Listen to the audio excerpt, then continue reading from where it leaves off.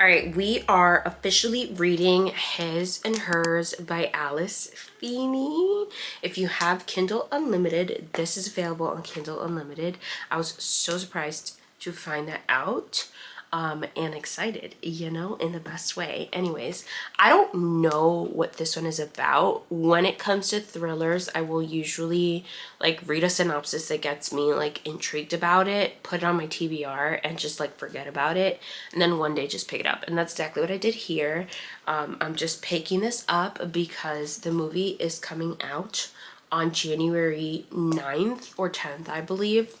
I'll put it right here, whichever one it is. I'm kind of going into this blind, but I will think up one type of summary that doesn't give anything away, and I will insert that here in 3, 2, 1. Okay, so as you can see here, I filmed this in slow-mo because I don't yet know how to use this new camera. Fun. Anyways, there's no audio when it records on slow motion. So here is voiceover.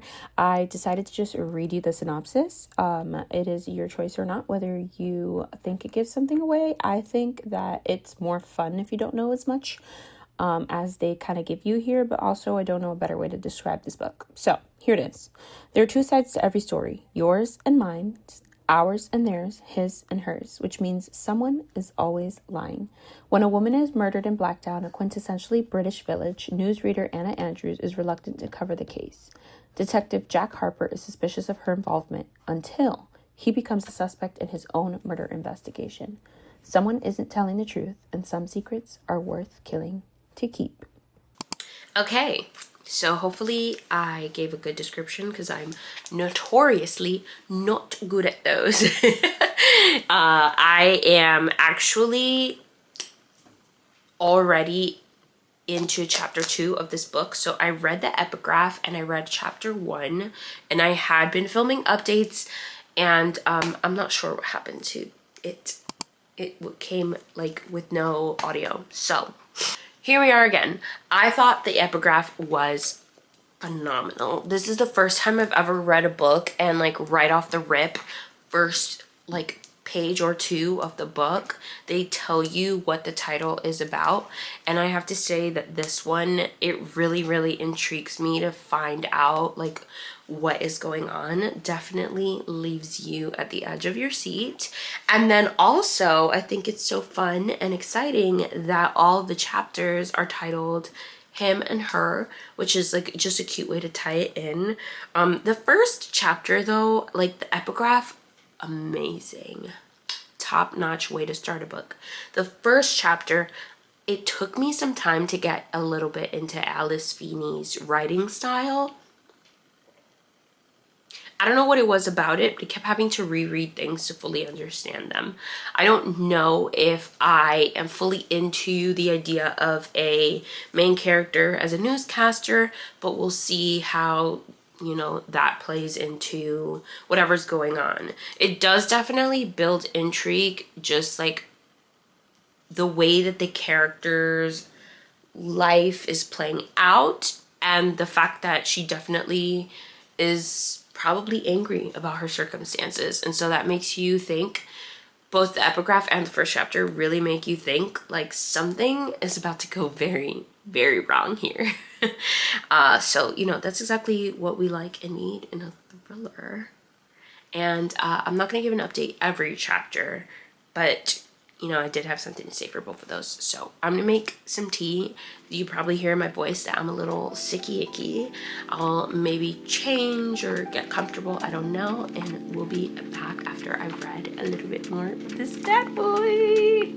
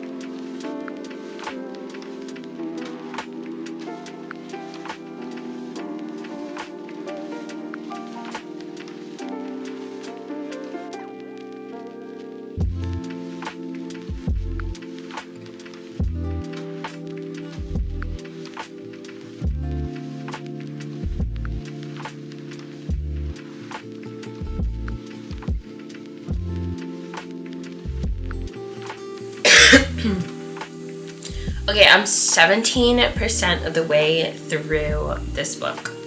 I have to say that every single chapter leaves you on the edge of your seat. Like, this is one of those books that at the end of each one, you are either getting some type of like cliffhanger or question, thing that needs to be solved, or she's just like dropping a bomb of information on you. The last one, though, I think a big portion of what we've been wondering, we start off where the two characters, we're getting an introduction to them, and then you're just trying to figure out how the two stories are going to intersect. And then they do, and now you're wondering, what is the relationship between these two characters? How do they know each other? Like, there's always something that you as a reader have at like the forefront of your mind, which I think is why this book is so well received and known. You know, it keeps you at the edge of your seat. I wish I wasn't sick, because this feels like the type of thing that I would probably be binging if I had the brain capacity to do that. You know what I mean? I mean, even sick, I'm chugging along pretty quickly. Yeah, so I will say that the piece of information that we just got, while I can see how that could be like a mic drop, or like, boom, here's this information. I don't know if it's because I was thinking about the story too much, because I knew I had to update y'all, but I did figure it out. Like, I had an idea or inkling that this is what it was going to be. So I'm a little bit disappointed, but it doesn't really take away from me wanting to know what is going on with these characters, what is their like relation to the situation at hand, and basically how are they involved. Because the way that the story is being told, both of these characters are intimately involved in the situation, this unaliving, but they both speak as though they're not the perpetrator. So which of these other characters is gonna be a surprise? Like, how is she gonna twist this right now? Where are we, like, I don't know. You know what I mean? It would be really disappointing if it really came out of left field and it wasn't someone that we didn't get intimately acquainted with. But I think we have to wait and see how all of these characters kind of are related to each other. The one thing I will say, none of these characters are good people. As we get to know them, it's very obvious that they've all been through some ish, and they're not exactly dealing with it well. And they all have motive, and they all are a little bit messed up upstairs, you know what I mean? So there is a lot of potential for things to go very wrong. And there is also this one chapter that we got that was this, I assume, the unaliver's perspective. So I'm excited to see how that plays into the whole thing, because it's only just this one excerpt that we got. The theories are forming. I don't want to give anything too crazy away, but there are these sections. There have been, I think, only like 2 of them so far, and I think they're the POV of the unaliver. And in one of them, they're talking about how, it's so interesting. Is interesting the word they use? It's so funny how things often work in reverse in the world. And then we get the POV of another character separate from that, and they also are talking about how funny it is how things work in reverse. Actually, this quote is crazy. They said, we were children masquerading as adults, and now we're adults acting like children. That's deep, bro. But anyways, the reason I bring this up is because it has me contemplating like the overlap in perspectives between these characters. Is that the author's writing style? Is that just like a coincidence? Or do they sound similar to each other because this character is the unaliver? You know what I mean? That's my theory. We'll see. Oh, Chanel! I am at 21%, and I think a mother flower is getting framed. Oh my gosh. Wow. I feel like this is gonna be good. It's been taking me a bit, like by a bit, I mean many days to finish this book, which is weird because originally it said that I was gonna finish it in like 3 hours, but I don't think I've even dedicated 3 hours to this over time, but it's getting juicy and I'm excited. Okay, I changed my mind. I don't think it was a coincidence in the writing, but I also don't think it's an indicator that this character is the unaliver. I think it's a red herring. So I officially changed my stance. Oh, it was definitely a red herring. I don't know. This book attempts to be like, I don't want to say psychological per se, but there's a lot of things that this character or the characters in general point out as like things that I don't know if I agree with them. Like, for example, it says it's easy to recognize people with bad intentions when you know what it's like to be one.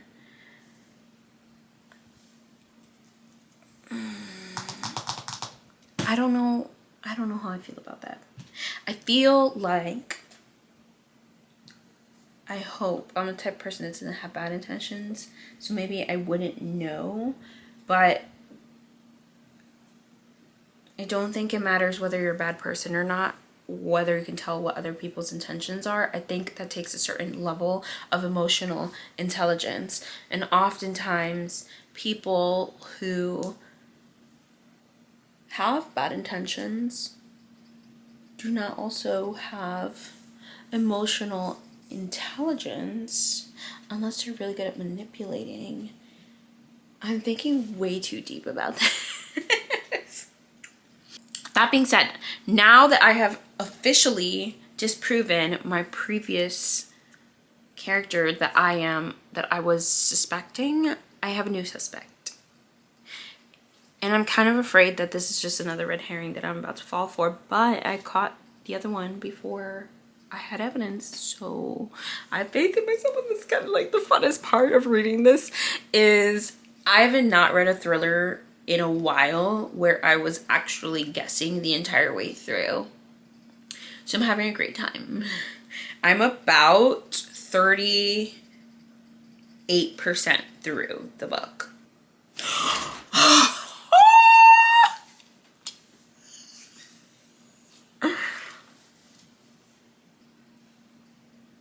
This idea of this character like slowly being framed is bananas.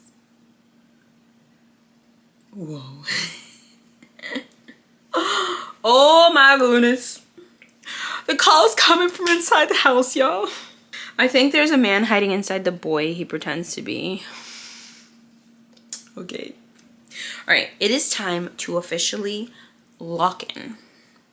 I am turning on my candle warmer and getting down to business.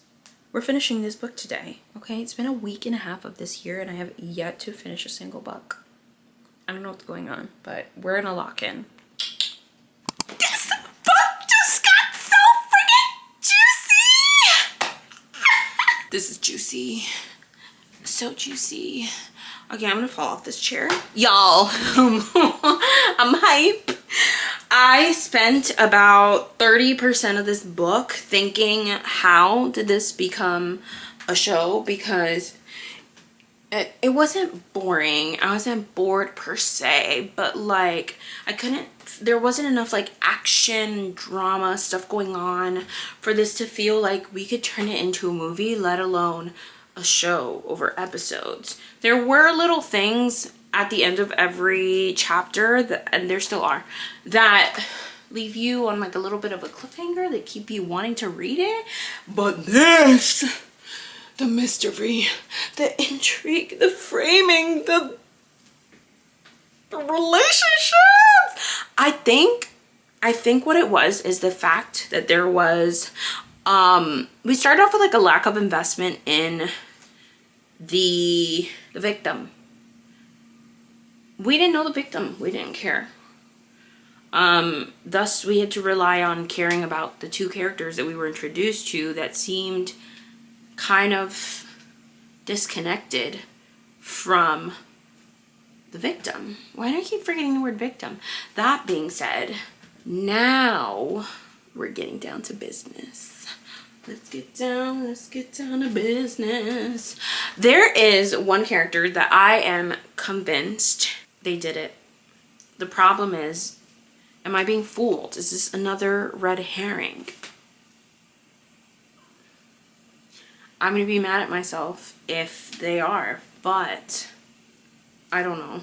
It's just that the hints and the things that are making me suspicious, they're subtle enough that I feel this could be it.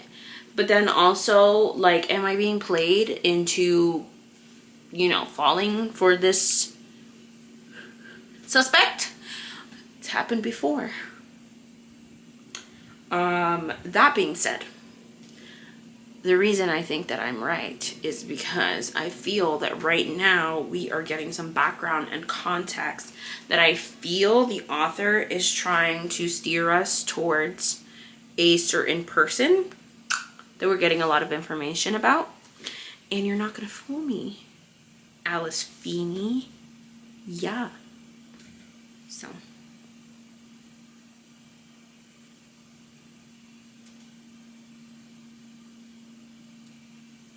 Also, these high schoolers, they're messed up. That's all. It's truly disgusting what they've done.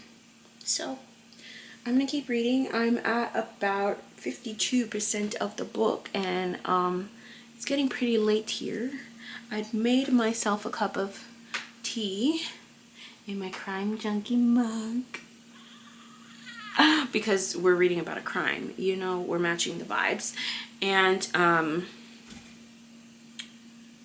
TBD whether I will be sleeping tonight because we have a crime to solve. I'm 70% of the way through this book. First and foremost, whether I finish this or not, I'm still gonna hate myself in the morning. It is so late, but this is just so juicy.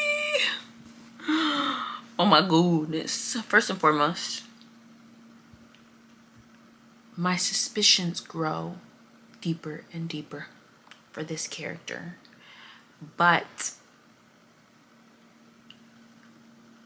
there's another character, some things that are being said about them. I'm like, are they in cahoots?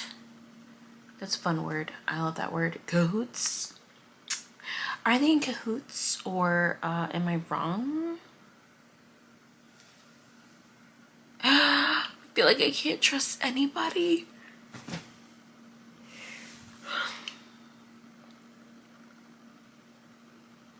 Also, these characters and the decisions that they make are really upsetting me. But then again, you know, if we just like saw something wrong and notified the authorities, then we wouldn't have a juicy book to read, right? But also, can we have one book where we do things the way a normal person would do them? I'm getting tired, but I want to know what happened so bad. It says I have an hour and 43 minutes left in this book. I absolutely cannot be awake in an hour and 43 minutes. I think I've made a grave error. I just got up to go use the bathroom, and the broomstick was outside the door, and I could have sworn that it was there to attack me. And then I could have sworn that I left the bathroom door open, so clearly there must be a perp in there. Yeah. even if I tried to sleep right now, I don't know that I'd be able to. Why'd I do this to myself? I will say though that it just gets juicier and juicier. I think we're at a point where, so we get another one of those chapters where you get the perspective of the unaliver, and I'm starting to kind of put pieces together between details from their life and details from the life of another character that I think they're the same person. And I just want to say that I better be right. That's all.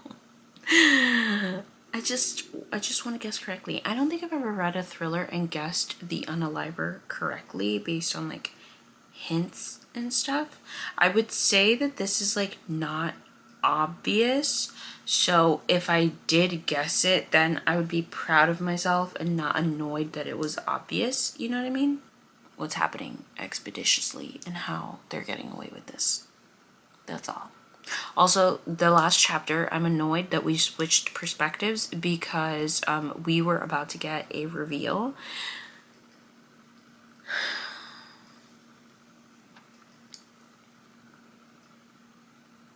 Okay, I'm just gonna talk about this real quick. I just have to, okay? So this is gonna be spoilery. I'm gonna put like a yellow background, border, whatever, and the word spoiler right here. You can skip until that's over if you don't want to watch this, but I need to talk about it, okay? So basically, Anna just went over to the house with her with Richard, who's the camera guy, and at first I thought that he was in cahoots with whoever the unaliver is, which I think is Priya, the partner, Patel, Jack's partner. And now I'm pretty certain that Priya is actually, and I've been suspecting this for a bit, okay, but I'm suspecting that Priya is actually Richard's wife, and they are either working in cahoots together, or he played, no, Priya played him into bringing Anna over to the house so that she can unalive her, and he's not aware. But it's more likely that he is aware. It's just, why? Is Priya maybe this? Okay, this is my guess. Priya is Catherine, who is the friend from when they were younger, and she changed her name. But that wouldn't make sense culturally.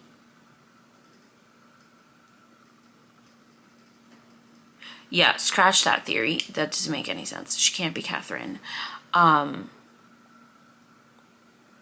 don't know what her motive is. Maybe she's avenging her. Clearly, Catherine and these girls are horrible people. Literally, what they do is disgusting. But I don't know. I don't know what her motivation is. Besides that they suck. But why do you feel the need to take that into your own hands? You know what I mean? Okay. And the spoilers. I will let y'all know if I am right in my theories or not. But probably tomorrow, because it's still telling me I have an hour and a half left in this book. Please explain. This book is bananas. I don't know what to think. Clearly, it's not her. It's not who I think.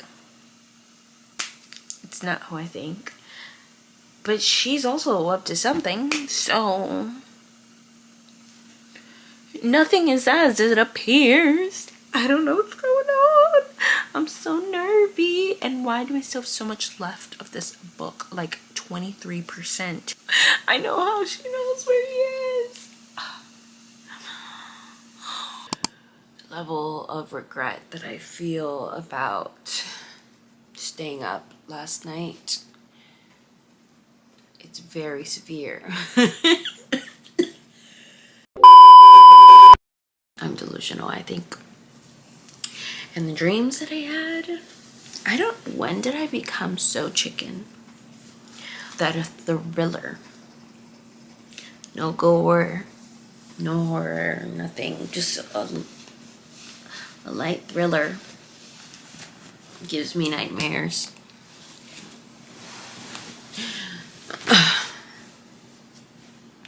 I will say though, it has been so long since I stayed up almost all night to try and finish a book.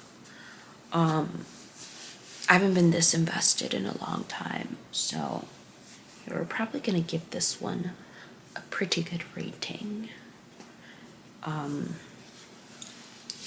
There was one twist that right before I went to bed annoyed me a little bit, just because we already did this. So as a plot twist, why we're doing it again? That's a minor thing though, we can get over it. I need sleep. The dream I had last night was not that bad though. I can't remember why, but I was with a bunch of people and we were trying to escape from somewhere. And we were on the streets of New York, trying to get on a specific bus, but then the bus we wanted to get to would not come. And then there were other people trying to escape and they were smuggling things onto the bus. And then when we got to the community where they were going, it was like this one man who was rationing everything to people, but he was living rich. Everyone else was rationing.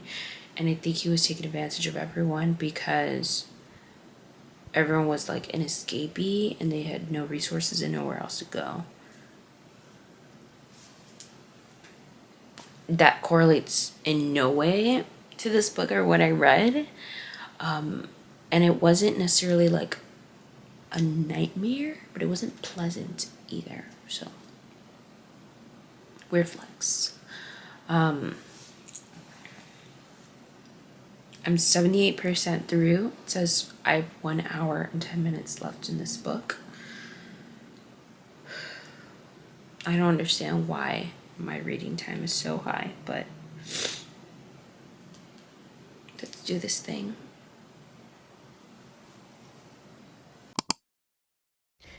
Okay, so here's the final part of the video that kind of got no audio. This was my final rant of the book. I took myself on a little walk, got some coffee to kind of wake myself up. And as I was walking, I finished the book.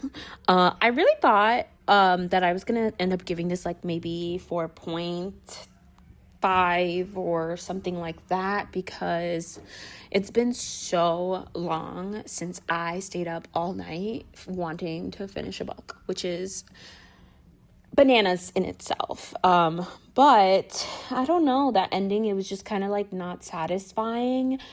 First and foremost, we got like this twist that when I first read it, I was like, oh my gosh. But afterwards, I had some questions. And then I got whiplash, and I have no idea how we ended up somewhere else. And so I have lots of questions. I also have lots of questions about something else that I think was meant to take our attention away from what was actually happening. But like, girl, we need some answers. Come on now. So that's annoying. The ending being unsatisfying. Besides that, though, I did really enjoy this book. So I think I'm still going to give it 4.25 stars. It was a pretty good book, and I'm really excited to go home and watch the miniseries because it definitely had me on the edge of my seat. I wonder what they're going to do with what they got, and it just make it even more suspenseful on screen. So if you are looking to watch this mini-series, there's 6 episodes. They're up on Netflix now when you're watching this. And thank you so much for making it through this video. If you made it this far, leave me an emoji that reminds you of the woods in the comments. Let me know if you're going to watch this. And if you made it this far, make sure you hit that like button. If you want to join the family, make sure you hit that subscribe button, because we're going on vacation next. Wink, wink. Love you guys. Bye.